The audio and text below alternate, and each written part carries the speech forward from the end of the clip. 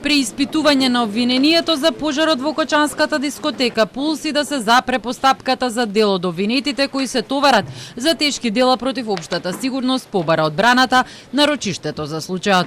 Петре Шилегов, кој е адвокат на обвинетиот советник од Министерството за економија, Шовкет Хајдари, смета дека неговиот клиент не може да биде обвинет, бидејќи директно не придонел да избувне пожарот.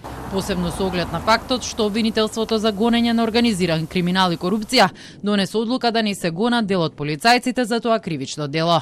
Непосредно човекот го нема предизвикано пожарот, правиме муавет за административни работници, многу луѓе кои што по барањето за издавање лиценца постапувале по службена должност и во рамките на нивните надлежности не биле органи кои што требале да го вршат инспекцијскиот надзор.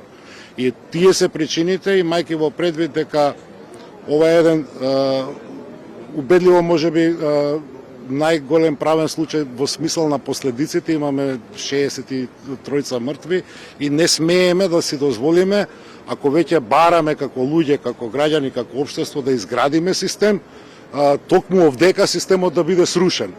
Тројца сведоци беа сослушани, од кои Петар Марковски бил гостин, Дејан Манасиев работел како шанкер, а Стево Манасиев во минатото пред пожарот како диџеј. Сведочењето на шанкерот предизвика револт кај родителите на жртвите, бидејќи пред судот зборувал едно, а во обвинителството друго.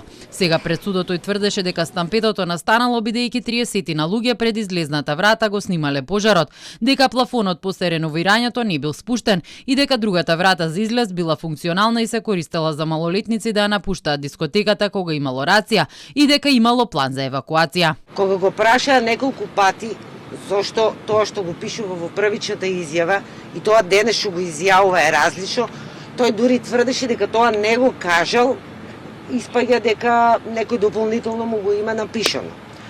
Бидејќи ние Кочани сме мал град и веќе некои работи ни се познати, еве да кажеме сега со факти на кои делови сега на кога сведочише во обвинителство кажа едно, а денес друго.